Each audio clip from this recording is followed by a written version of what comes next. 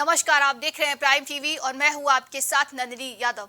जमीयत उलेमा हिंद के प्रमुख मौलाना महमूद मदनी और मौलाना अरशद मदनी के बयानों से विवाद लगातार बढ़ता जा रहा है।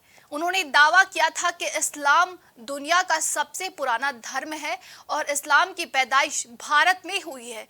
इतना ही नहीं बल्कि ये भी कहा कि जब ब्रह्मा और शिव नहीं थे तब से अल्लाह को पूजा जा रहा है। भारत हमारा देश है। जितना ये देश नरेंद्र मोदी और मोहन भागवत का है उतना ही ये देश महमूद का भी है। न महमूद इनसे 1 इंच आगे है। साथ ही इस धरती की खासियत यह है कि ये खुदा के सबसे पहले पैगंबर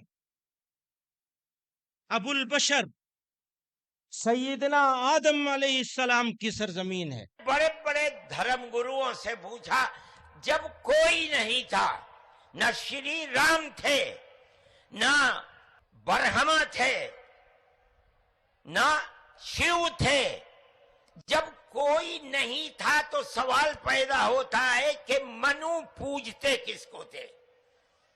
कोई कहता है कि शिव को पूजते थे, लेकिन उनके पास इल्म नहीं है। बहुत कम लोग ये बताते हैं कि मनु कुछ नहीं था दुनिया में, वो ओम को पूजते थे। मैंने कहा ओम कौन है? बहुत से लोगों ने कहा कि वो एक हवा है जिनका कोई रूप नहीं है, कोई रंग नहीं है, वो दुनिया में हर जगह है, हवा हर जगह है। उन्होंने आसमान बनाया, उन्होंने जमीन। मैंने कहा कि अरे बाबा, इन्हीं को तो हम अल्लाह कहते। वहीं समाजवादी पार्टी के एमएलसी स्वामी प्रसाद मौर्य ने भी इन बयानबाजी के बीच अपनी प्रतिक्रिया दी है। इसकी पहचान तो मोहम्मद साहब ने दी। यद्यपि इतिहास में इस बात के भी प्रमाण मिलते हैं कि इस्लाम धर्म इसके पहले पैदा हो गया था। मोहम्मद साहब किस ईस्वी में थे? नहीं, मोहम्मद साहब को तो सब जानते हैं, ईसा मसीह की बात पैदा हुई है। तो इसलिए जहाँ तक पैगंबर की बात है तो ईसा मसीह की बात, फिर मोहम्मद साहब आए। पहचान इसकी, इस्लाम धर्म की पहचान मोहम्मद साहब ने दी, लेकिन इस्लाम धर्म पहले से भी था, ऐसा इतिहासकार कहते हैं।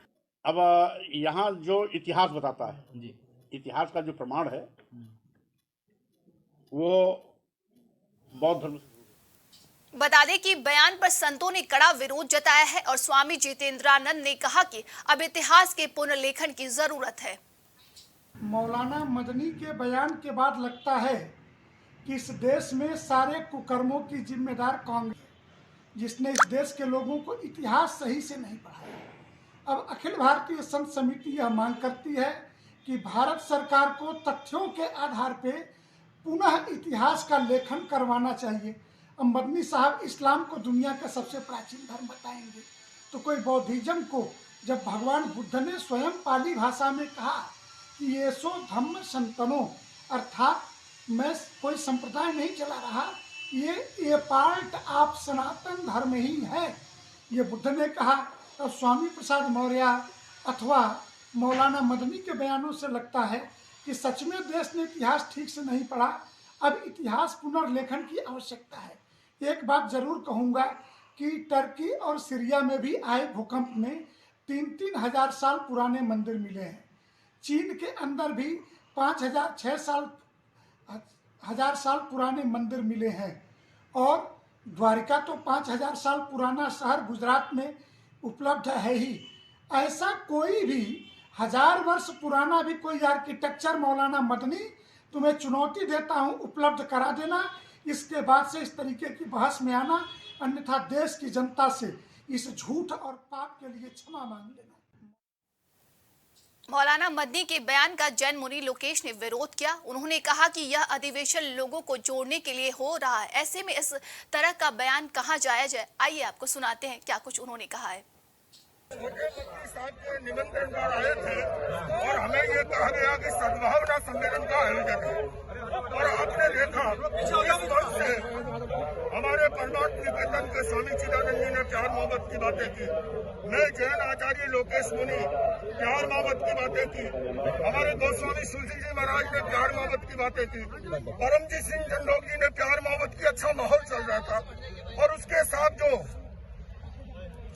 से आए हुए मदनी साहब का जो वक्तव्य आया वो बिल्कुल उस वक्तव्य से कोई जोड़ने वाली बात नहीं है। और उन्होंने अपनी एक कहानी, हम तो ये कहते हैं हमको पैदा करने वाला हमारा माँ बाप है, हमारे माँ बाप ने हमको पैदा किया है, हमको भगवान महावीर या अल्लाह ने पैदा नहीं किया है, हम उनको उससे ऊपर मानते हैं। वहीं आगे बढ़ते हैं एक और विवादित मुद्दे पर। रामचरितमानस पर सपा के राष्ट्रीय महासचिव और एमएलसी स्वामी प्रसाद मौर्य की रामचरितमानस पर बयानबाजी को लेकर मामला शांत नहीं हो रहा है, जहां स्वामी अपने बयान पर अडिग हैं। क्या कुछ उन्होंने कहा, आइए आपको सुनाते हैं। भाजपा सरकार पूरे देश की जनता की गाढ़ी कमाई को अपने चहेते उद्योगपतियों अदानी और अंबानी को हाथों बेच रही है। ये विवादित जो अंश के लिए हमने इंगित किया है, आज भी मैं उस पर टिका हूँ, संशोधित किया जाए या प्रतिबंधित किया जाए। भाई सारे बंदरगाह बेच दिए गए, सारे रेलवे स्टेशन बेच दिए गए, कई दर्जन ट्रेनें दे दी गई, सारे एयरपोर्ट दे दिए गए, एयर इंडिया दे दिया गया, LIC दे दिया गया, बैंक दे दिया गया। क्या आप क्या बाकी है 100% चला जाए तब आप कहोगे बेच रहे हैं? भाई जो दिखाई पड़ रहा है उसको तो स्वीकारना चाहिए। ईस्ट इंडिया कंपनी लूट रही थी, लूट करके पूरा का पूरा पैसा इंग्लैंड भेज रही थी। भाजपा सरकार पूरे देश की जनता की गाढ़ी कमाई को अपने चहेते उद्योगपतियों अदानी और अंबानी को हाथों बेच रही है। वहीं सपा के राष्ट्रीय महासचिव स्वामी प्रसाद मौर्य के बयान पर कुछ लोग सपा में समर्थन कर रहे हैं, तो वहीं कुछ लोग इसका विरोध करते हुए नजर आ रहे हैं। मैंने तो अपना व्यू मीडिया के माध्यम से भी और धर्म मंचों के माध्यम से पहले ही जारी कर दिया है। और मैं पुनः ये कहता हूं कि जो रामचरितमानस पे या प्रभु राम के चरित्र पे कोई टिप्पणी कर रहा है, ना तो वो सनातनी हो सकता है, ना सच्चा समाजवादी हो सकता है। सच्चा समाजवादी वही हो सकता है जो डॉक्टर राम मनोहर लोहिया ने जो बात कही है उस बात को माने। डॉक्टर राम मनोहर लोहिया ने इस उत्तर प्रदेश में सबसे पहले राम मेले का आयोजन हुआ, इसका उन्होंने प्रस्ताव रखा। डॉक्टर राम मनोहर लोहिया ने कहा कि हमको प्रभु राम की मर्यादा मिले, हमको प्रभु कृष्ण की उन्मुक्ता मिले और प्रभु शिव की व्यापकता मिले, तब जाके समाज जो है, मैं ऐसी प्रार्थना करता हूँ ईश्वर से कि ये सब हमको मिले। तो ये लोग ईश्वर को मानने वाले लोग हैं, और हम अगर बिना कुछ जाने, बिना कुछ समझे किसी चौपाई पे रामचरितमानस पे टिप्पणी कर रहे हैं तो ये अमर्यादित स्थिति पैदा कर रहे हैं। और अगर हम जनप्रतिनिधि हैं तो मुझे इस बात का भी ध्यान रखना चाहिए कि हम जनसेवा की बात करते हैं तो उस जनसेवा में हमारी की गई टिप्पणी से कितने लोगों के मन को ठेस पहुंच रही है, कितने लोगों की भावनाएं आहत हो रही हैं, भावनाओं पे कुठाराघात हो रहा है। हम नेताओं को इस बात का भी ध्यान रखना चाहिए। उनका विरोध पार्टी में ही नहीं बल्कि बाहर भी दिखाई दे रहा है। वाराणसी से सोनभद्र जाते वक्त स्वामी प्रसाद मौर्य को काले झंडे दिखाए गए। तस्वीरों में आप सीधा देख सकते हैं, उनके ऊपर काली स्याही भी फेंकी गई। स्वामी प्रसाद मौर्य के गाड़ी पर स्याही फेंकी गई और उन्हें काले झंडे भी दिखाए गए। रामचरितमानस पर महाभारत होते नजर आ रहा है। लगातार रामचरितमानस का विवाद बढ़ता ही जा रहा है। वहीं पर आप तस्वीरों में देख सकते हैं कि उन्हें काले झंडे दिखाए गए और उनके ऊपर काली स्याही भी फेंकी गई।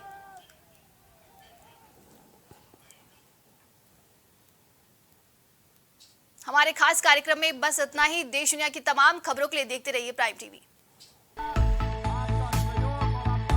कुछ भाव पुष्प। आप देख रहे हैं प्राइम टीवी, सच साहस